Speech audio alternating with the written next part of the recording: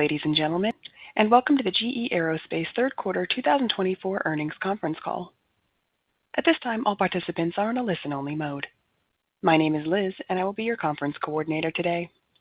If you experience issues with the webcast slides refreshing or there appears to be delays in the slide advancement, please hit F5 on your keyboard to refresh. As a reminder, this conference is being recorded. I would now like to turn the program over to your host for today's conference, Blair Shore, from the GE Aerospace Investor Relations team. Please proceed. Thanks, Liz. Welcome to GE Aerospace's Third Quarter 2024 Earnings Call. I'm joined by Chairman and CEO Larry Culp and CFO Rahul Ghai. Many of the statements we're making are forward-looking and based on our best view of the world and our businesses as we see them today. As described in our SEC filings and website, those elements may change as the world changes. Now, over to Larry. Blair, thank you, and good morning. We're pleased to be joining you from GE Aerospace's headquarters in Evendale, Ohio. For more than a century, GE Aerospace employees have been inventing the future of flight, lifting people up and bringing them home safely. Those last four words, bringing them home safely, are an incredible responsibility and will always be our top priority and core to our culture. We're motivated each day by our purpose and guided by Flight Deck, our proprietary lean operating model. Our team is dedicated to safety, quality, delivery, and cost in that order. That focus will enable us to meet the significant demand of today while building the innovative solutions of tomorrow. It is because of the shared commitment of our 52,000 employees around the world that we have the privilege to continue to advance flight for today, tomorrow, and the future. Turning to our third quarter performance, orders were up 28%, driven by robust demand, and we delivered strong earnings and cash. Revenue was up 6% from growth in services and equipment, while operating profit was up 14%, and adjusted EPS up 25%. Free cash flow was $1.8 billion, with conversion of more than 140%. In commercial engines and services, or CES, orders were up 29%, with more than 20% growth in both services and equipment.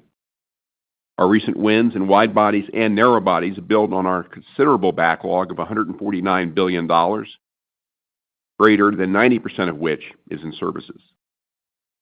Services revenue grew 10% and supported total operating profit, which was up 16% year over year.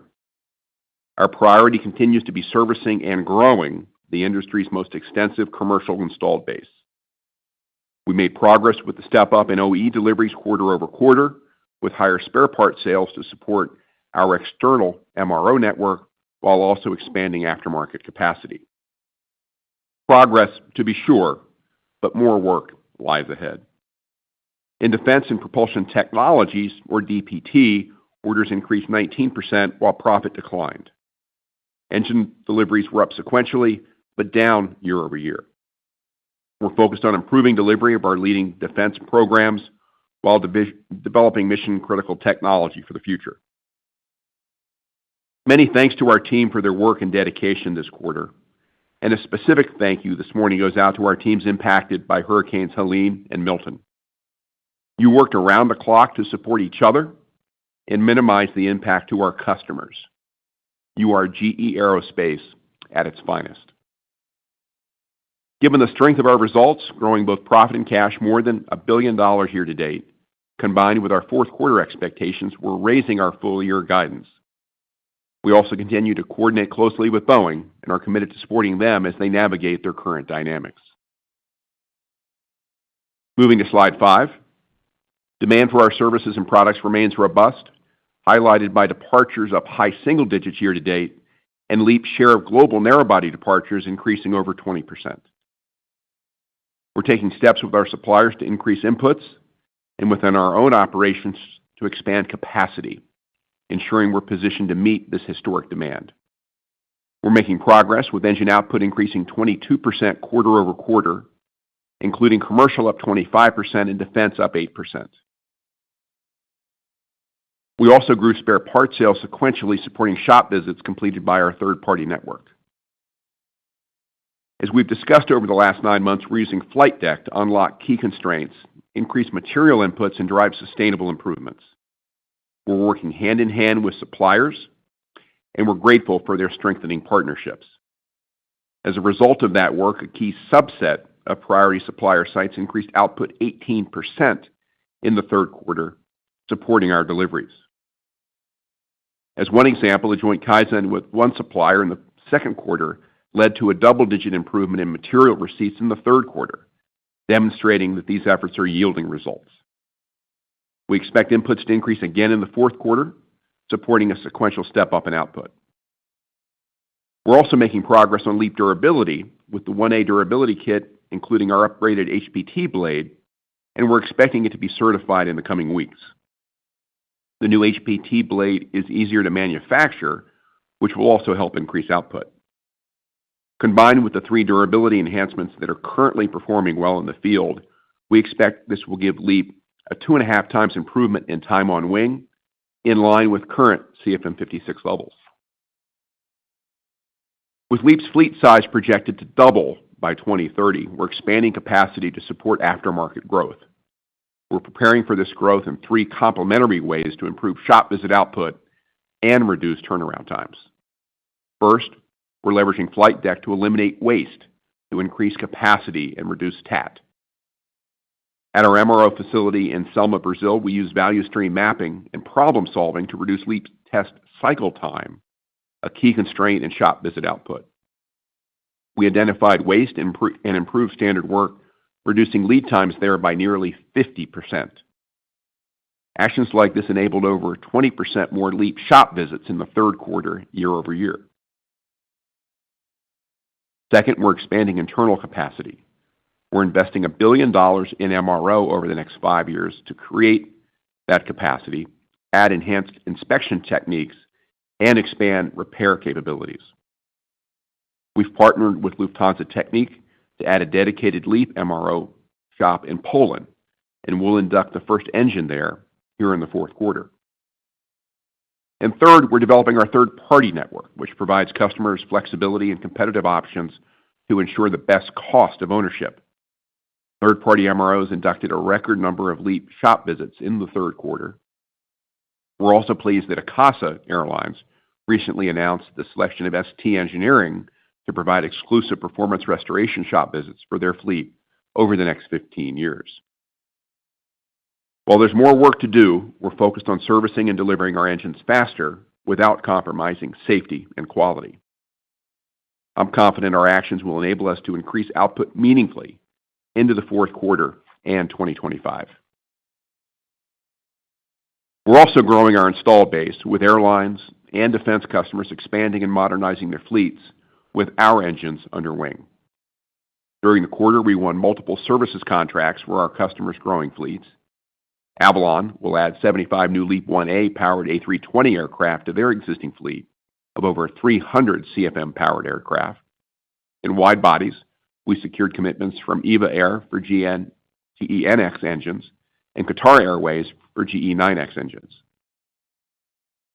In defense, the Polish Ministry of National Defense will add over 200 of our T-700 engines to power their anticipated acquisition of 96 Boeing Apache Guardian helicopters.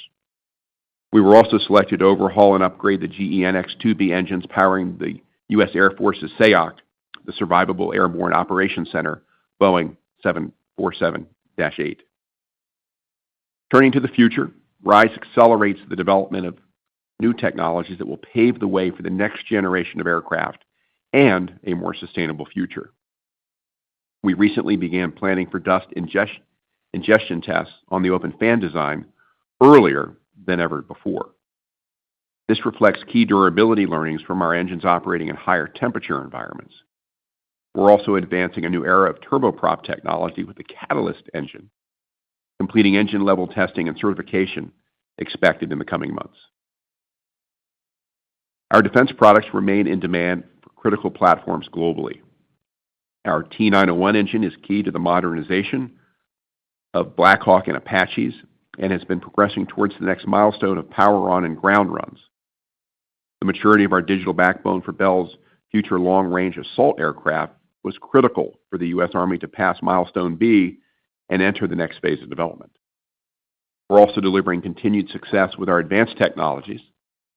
Our XA-100 engine completed a fourth round of testing, and we are nearing completion of the detailed design for the U.S. Air Force's NGAP program.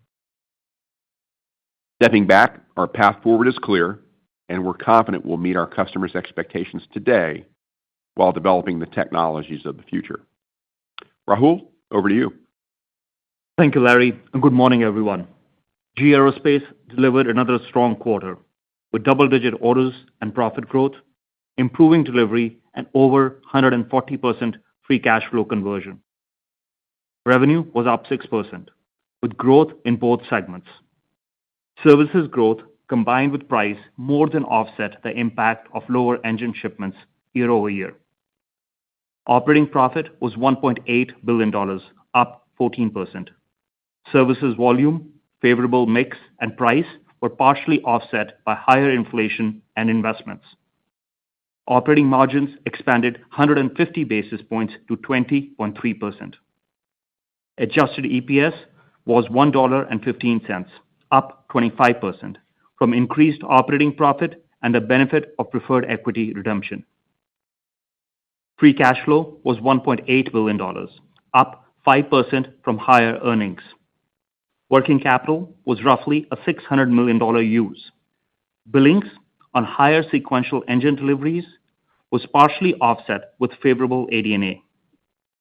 Given the ongoing material availability challenges, inventory increased, although at a lower rate than prior quarters.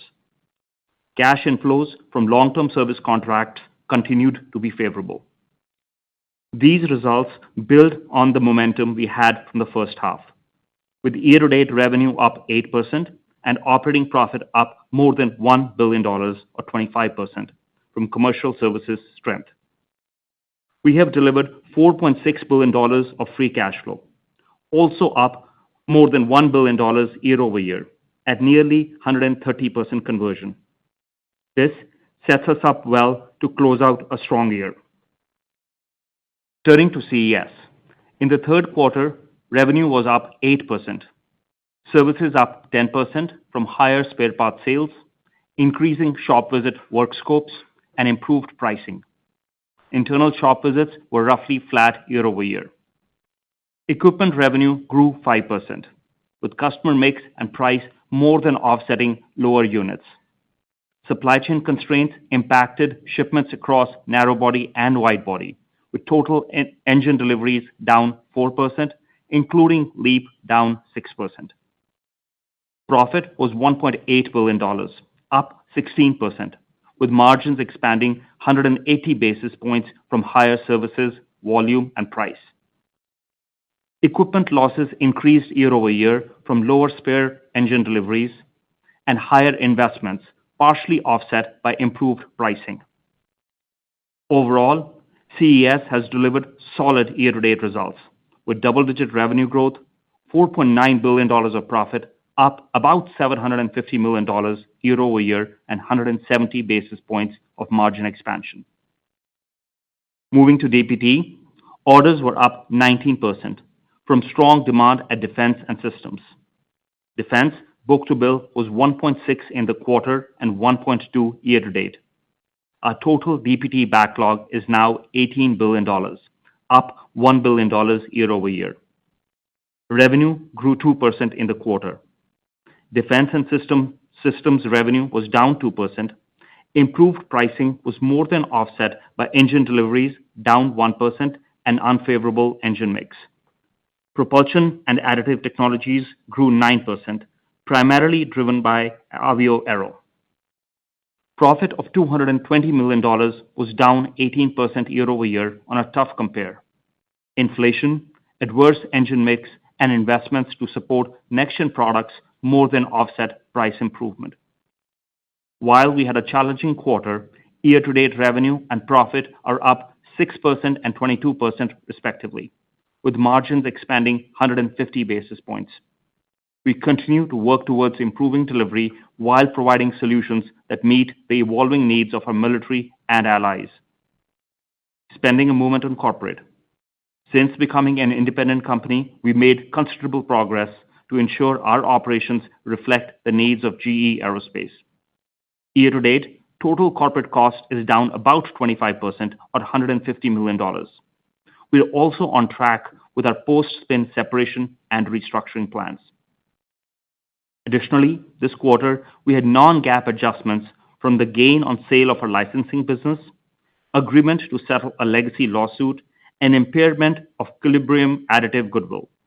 Equilibrium Additive is a critical business for us, as it is utilized on several key components for LEAP and 9X, and it will be a key enabler for our future of flight as we continue to focus on where it can create the most value.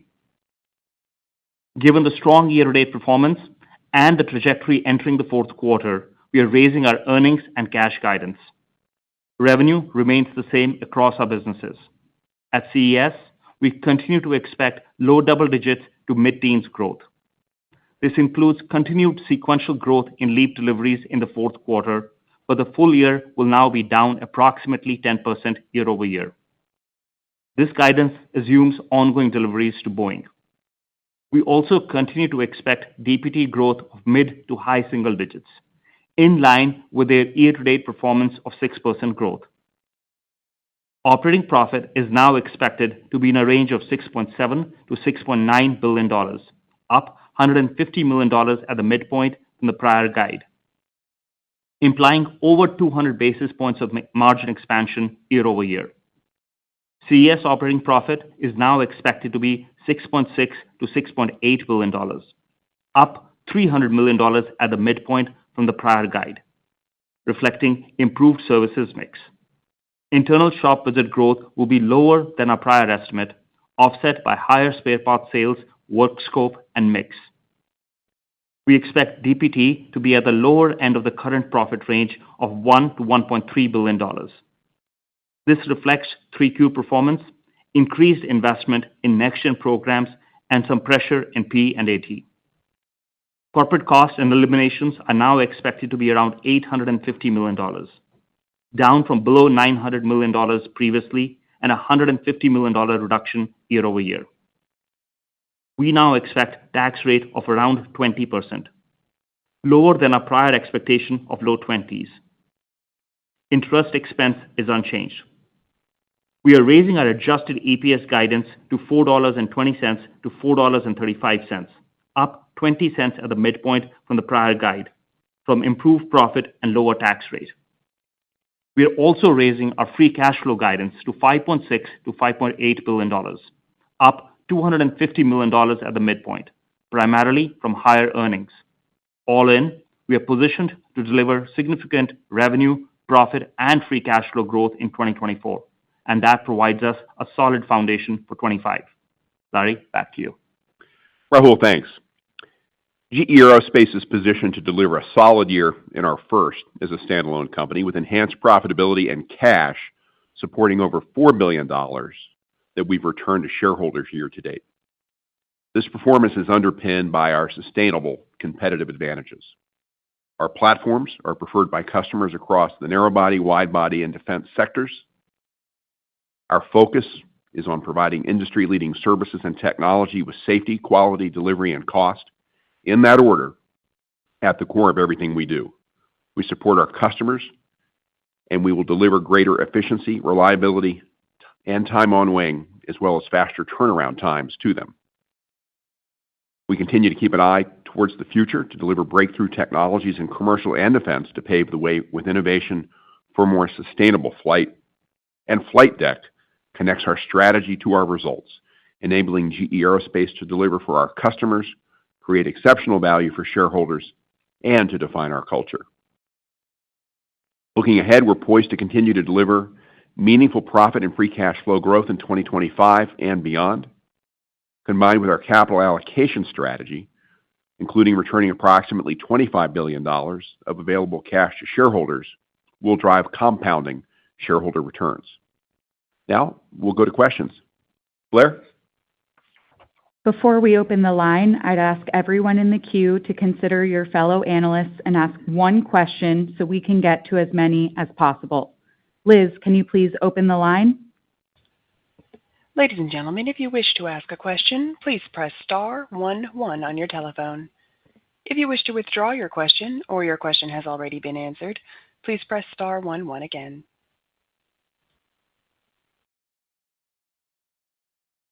Our first question comes from David Strauss with Barclays. Thanks. Good morning. Good morning, David. So I wanted to ask Larry about 2025. So back at the Investor Day, you talked about $1 billion in profit growth in 2025 relative to 2024. Obviously, the 2024 EBIT guidance has come up, I think, about $550 million. So how should we think about the walk to 2025? Are we still looking at roughly $1 billion in EBIT growth off of a higher baseline now? Thanks. David, we're really working through the update 2025 outlook. We're in the midst of our annual strategic planning reviews. A good bit of our time actually here in the third quarter was dedicated to that work. And that really transitions us now to the budget prep process. So we'll have a more defined look at 25 as we get closer. We'll review that with the board at the end of the year. And then I think when we're together in January, we'll go through that in detail. Rahul may want to just frame up how we are thinking about that vis-a-vis where we were back in March. Yeah, no, sure, Larry, and David, thanks for the question. As you said, we are sitting at about $550 million higher than where we were in March. So that is a higher starting point. And just as we kind of tick through the segments here a little bit, we expect commercial services to stay strong, grow low double digits, given the significant backlog of shop visits that we have and the price increases that we've implemented. And the two other trends that are kind of working in our favor are CFM56 and GE90 kind of holding their share of departures with extremely low levels of retirement. On CFM56, the retirements this year have been lower than even where they were in 2023. And then LEAP services is trending nicely. So that all those things are going to help support the 2025 outlook. On the equipment side, the equipment's growth is slower in 24 than we had expected. So some of that volume will move to 2025. We are working those volume assumptions as we sit here today with the airframers to safe to say that equipment growth will be faster than that of services and will include higher 9X shipments. So that likely puts some pressure on margins, but it is important to keep this flywheel going over the longer term.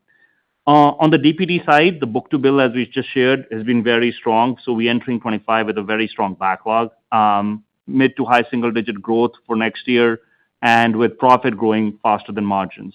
And on the corporate side, we've done a really good job this year taking cost out, 25 to 30% cost reduction based on the guide.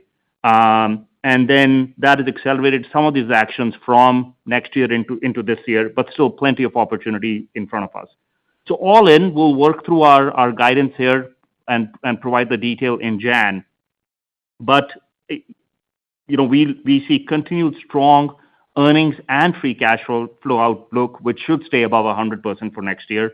And we continue to work the shareholder returns through what we're doing on dividend and share buyback. Our next question comes from a line of Doug Harned with Bernstein. Yes, good morning. Thank you. Good morning, Doug. I wanted to continue a little bit on 2025, though, and specifically around your expectations for LEAP output. You're up quarter over quarter in Q3, but you've got the Boeing strike, you've got the supply chain constraints that you've talked before about, HPT blades in particular, and then you've got the transition to the new HPT blades. So when you're trying to project those numbers for next year on LEAP output, how do you trade those different things off, and where do you see yourself in terms of mitigating some of these issues? Well, Doug, I would just expand it a little bit more broadly than all of the items that you touched on there, because in addition to thinking about the LEAP ramp, right, hand in hand with both Airbus and Boeing, we've got growing demand in the aftermarket, and we want to make sure we're taking care of the airlines and the airframers, and that's what the operating challenge is about. It's not one of demand. We know we've got an incredible backlog here. Airbus, obviously, aiming to hit rate 75 down the road. We want to be with them each step of the way. Boeing in a different situation, but they're going to be ramping on the other side of resolving the work stoppage as well. And fortunately, they're both going to do that with our engines under wing. I think that what we saw in the third quarter, what we saw in the second quarter, in terms of the work we are doing with flight deck, with the supply base, really is what will determine how much of that aftermarket activity we can support and what we're going to be able to do in terms of new engines as well. I'm encouraged by what we saw in the third quarter. I think in the prepared remarks, you saw that we had an 18% increase sequentially, and I think sequentially is really where it is operationally, on the handful of critical suppliers that paced us a bit in the second quarter, paced us a bit here in the third. But I really like not only the underlying collaboration, but the on-site problem solving that we're doing. I think we're unlocking capacity as a result, and that helps us deliver more to all of our customers. That's what we're geared up to do here in the fourth quarter as well. As we said, LEAP will be down, unfortunately, year-over-year in terms of new engine deliveries. But I think we're poised, as Rahul just touched on, to deliver good growth going into 2025. That's the goal. You mentioned the new HPT blade. That, Doug, as you know, is really the fourth of 4 durability enhancements that we're excited about. We expect approval for the 1A version of that here shortly. That'll be a real step function improvement in the field performance of the engine. And it's a twofer because we also know that it's an easier blade to make. That will unlock capacity, which will help us in 2025 in earnest as well. So still work to do. I like the travel that we're seeing, and our team and our supplier teams know that we're fortunate to have this incredible backlog to service for the airframers and for the airlines, and that's what 2025 will largely be about. Our next question comes from the line of Robert Stallard with Vertical Research. Thanks so much. Good morning. Good morning. I'm not sure there's a question for, but since we last spoke, Boeing announced another delay on the 777X program. I was wondering what sort of financial and practical implications this might have for GE Aerospace. Thank you. Well, maybe I'll speak to the operational. Rahul can touch on the financial. We heard what you heard. I'm sure Kelly and company will talk a little bit more about that tomorrow. But from an operational perspective, really no change whatsoever at GE Aerospace with respect to what we're doing to continue to test the engine and prepare for a production ramp going forward. And I think it's really that simple. We're excited about that engine. We know that aircraft is late, but every customer that I talked to and had the opportunity to spend time with a few of them just this past weekend, they love the airplane. They want the airplane. It's really, at this point, a matter of time. And Rob, from our guidance perspective, we do have a few RevRec units here in the fourth quarter. We've already started delivering the engines to Boeing. Some of them have already gone. More will go out here in the remaining 2 months of the quarter. For 25, we're working with Boeing on exactly how many engines would they need based on their demand profile.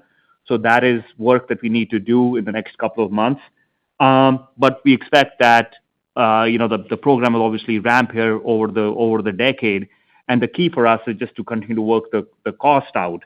And as we shared at Investor Day, we expect about 30% of the cost to come out by the 50th engine, and additional 30% as we get to the 250th engine.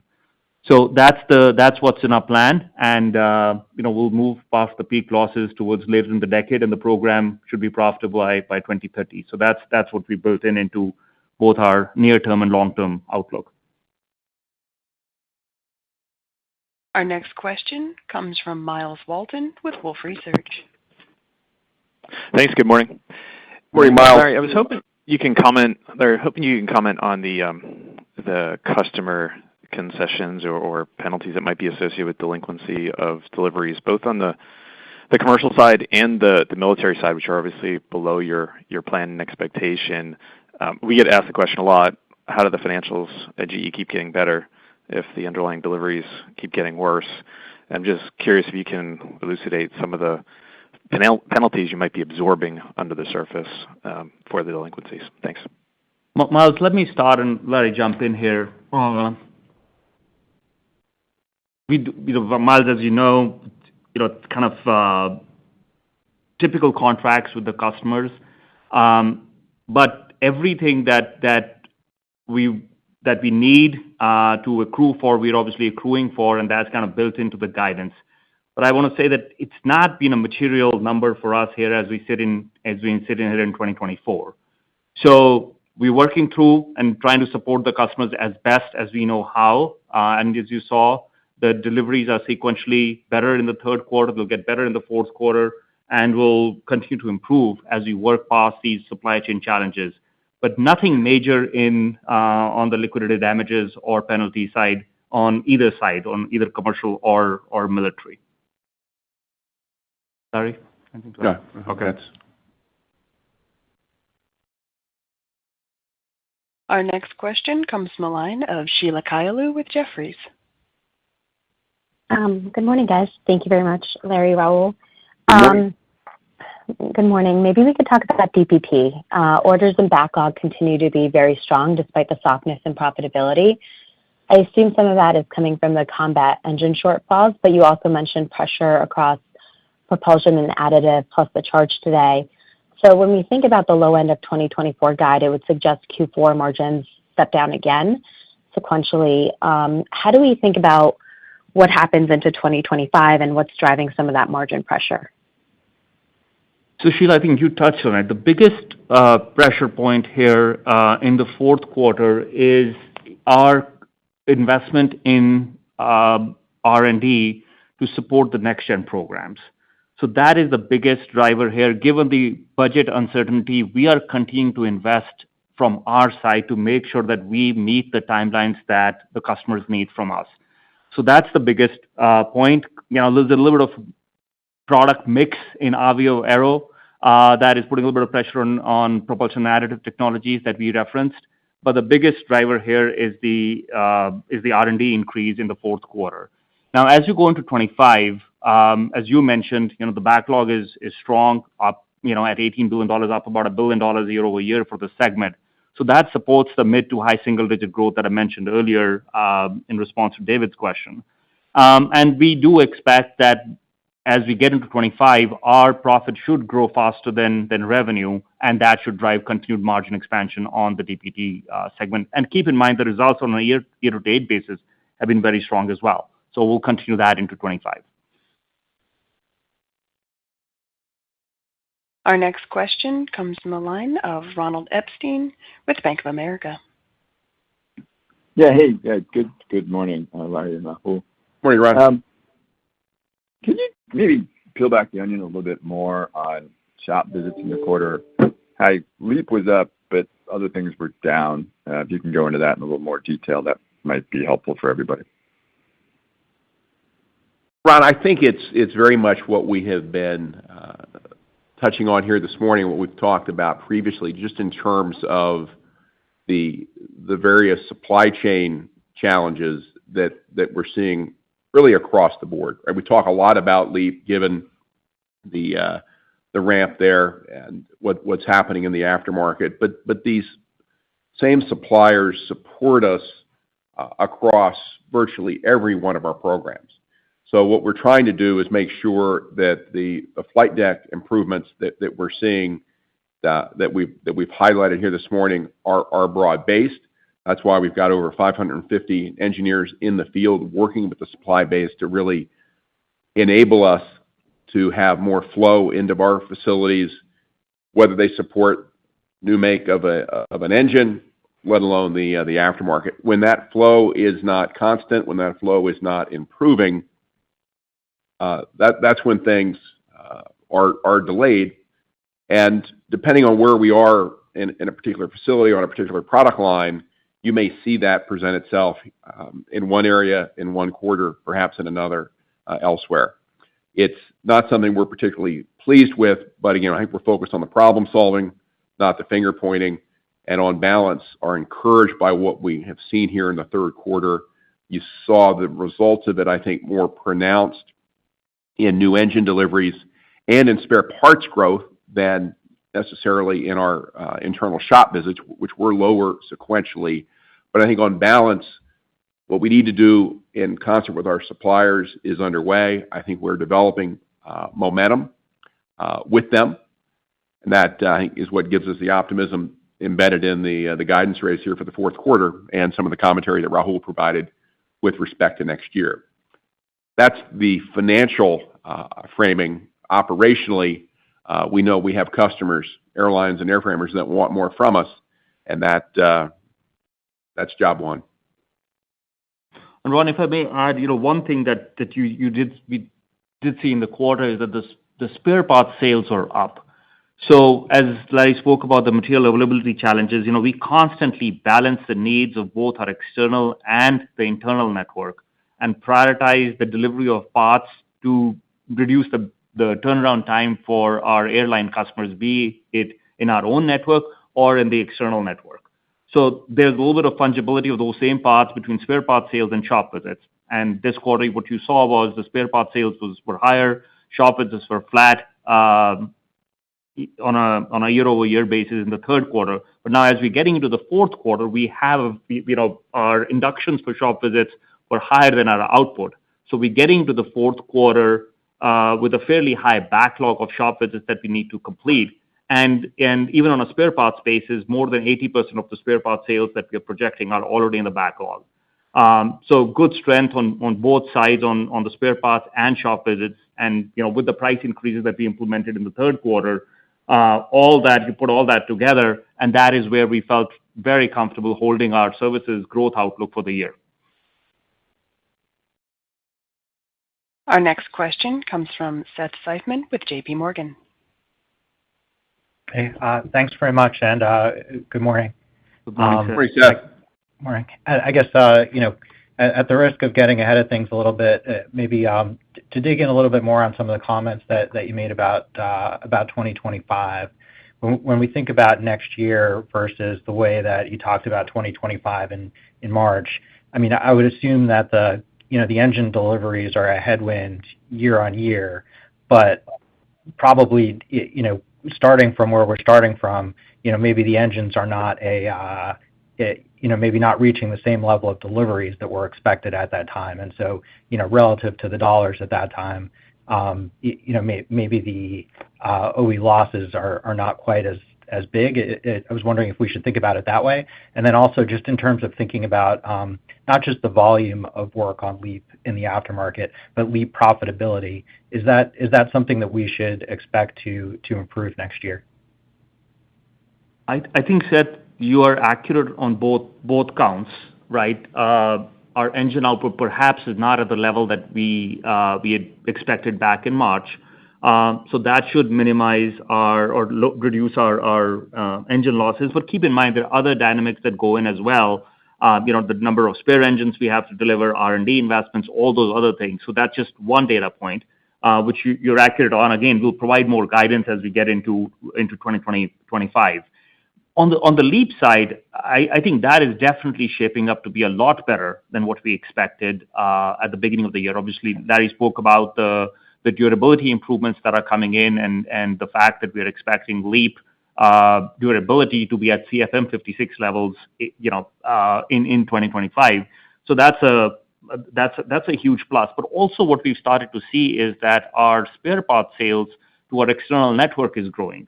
So this year, north of 10% of the shop visits that we completed were by external third-party network. And that is obviously very profitable business. And if you look on a sold basis, about 25% of the shop visits that are sold are with an external third-party network. So that's an important data point because that means that spare part sales for LEAP should grow over time. So should be a positive hit for 2025, and we'll reflect that in our guidance as we provide that in January. Seth, two other things I would just add that we want to keep in mind. One, the 9X delay in EIS is important to understand, but as I said earlier, we really haven't changed what we're doing. We'll be ramping deliveries of that engine next year, maybe at a slower rate than was anticipated, but nonetheless, we'll be ramping. That will create a bit of a headwind, but also perhaps as a bit of an offset, maybe and then some. Recall what we said last quarter relative to the CFM56 utilization. It'll be higher for longer. That obviously helps us as it's helping us this year.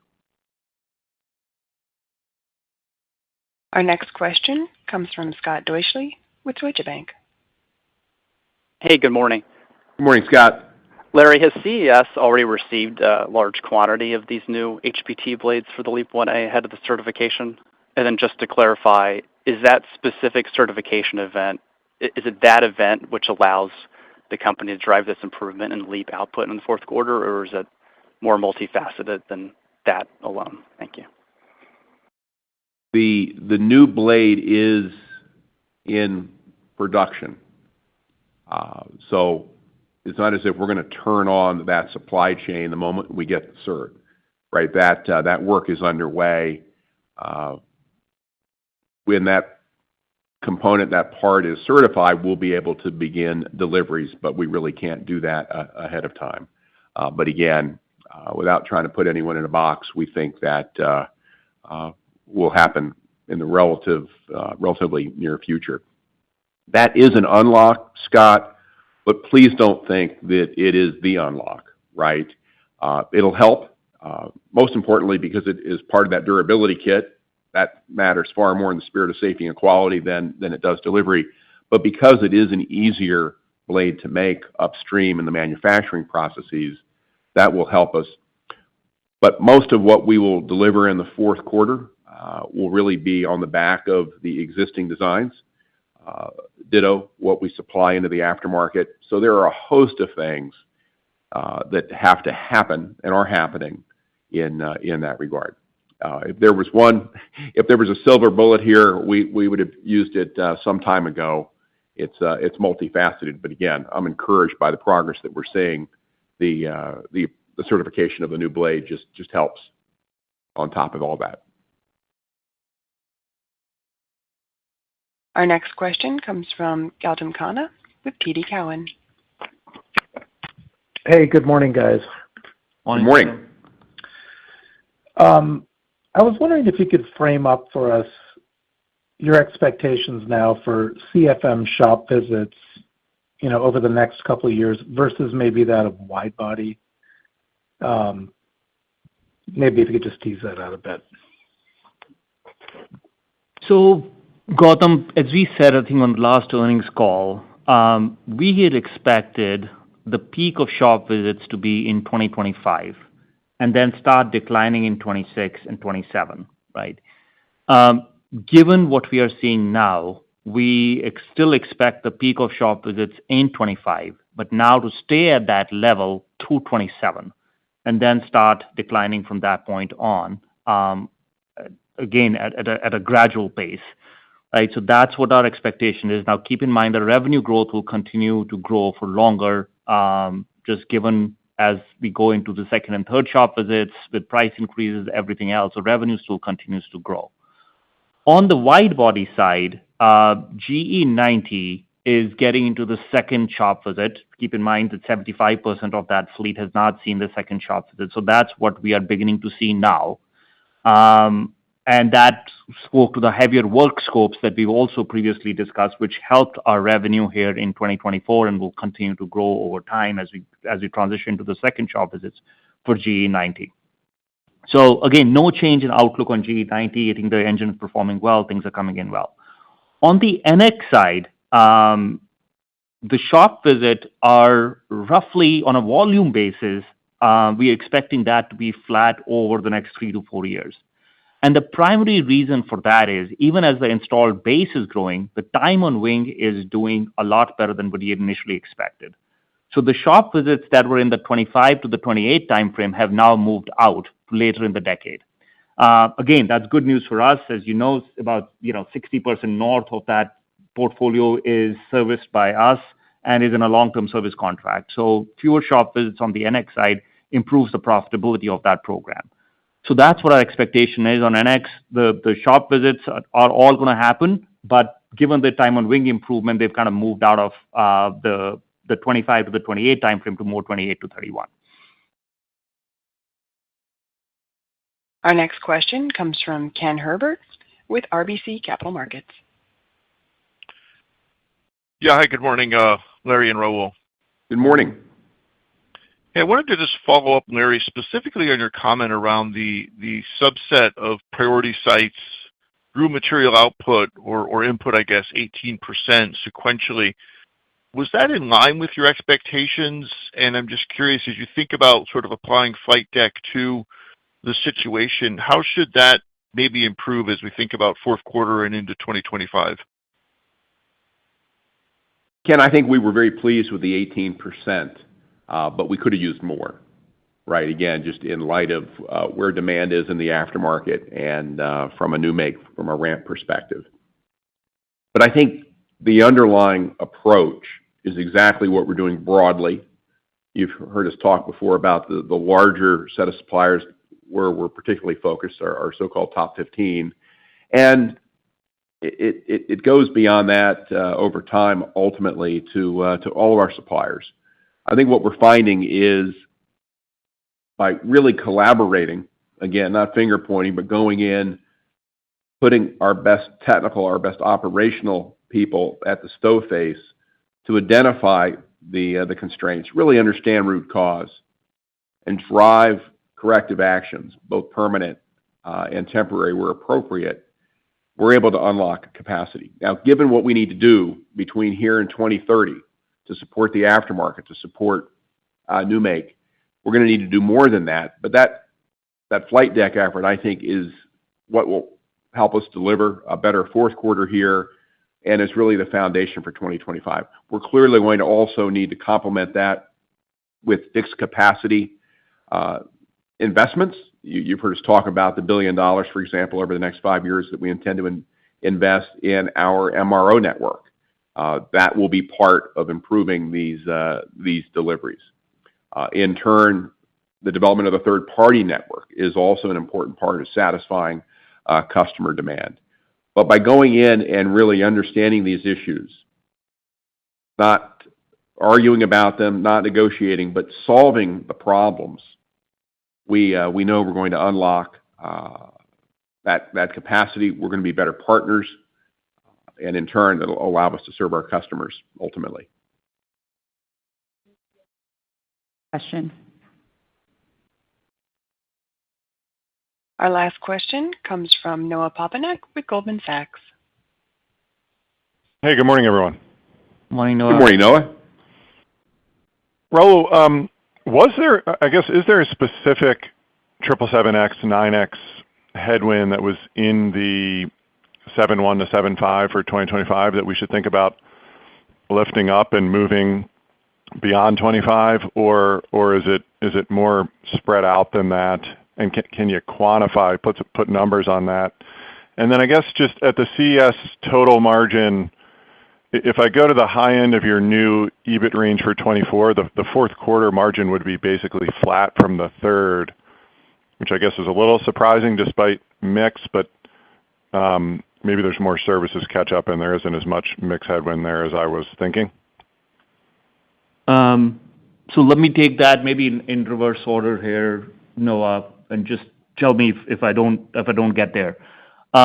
So as we think about the third to the fourth quarter transition in CES, a few things, right? The services, as we discussed, obviously strong services growth here in the fourth quarter. Just we are 12% year to date, projecting 15% for the full year. So stronger growth here in the fourth quarter. Same thing with the OE growth as well. OE growth lamps. We do have the 9X shipments here in the fourth quarter. So that puts a little bit of pressure on the CES margins. and then we've got step up in R&D in the CES number as well. So those are the various puts and takes in the fourth quarter for 2024. Now, on your 9X questions, there was a specific headwind in that 7.1 to 7.5 number that we had provided. And as Larry just said a minute ago, there will be a 9X headwind in 2025. We are not able to quantify that just yet because we need to work the exact volume assumptions for 25 with Boeing. So we'll come back to it in January. And then as you think about that 9X headwind, it will grow for a period of time beyond that because as engine deliveries ramp, that headwind will grow. That specific headwind will grow until we start getting the cost out and all that. And as I said a minute ago, we expect the program losses to peak here, later in this decade and the program to be profitable by 2030. So, but again, that's one specific number. Obviously, there are many different puts and takes in the overall outlook for the business, including the strong services outlook that we've just discussed. Larry, any final comments? Blair, thank you. And just to close here, thanks to everybody for being with us here the last hour. We take great pride at GE Aerospace in our heritage of innovation, and I'm confident the team is ready to deliver for our customers and rise to the challenge of creating a more sustainable future of flight. Again, we appreciate your time today and your interest in GE Aerospace. Thank you, ladies and gentlemen. This concludes today's conference. Thank you for participating. You may now disconnect.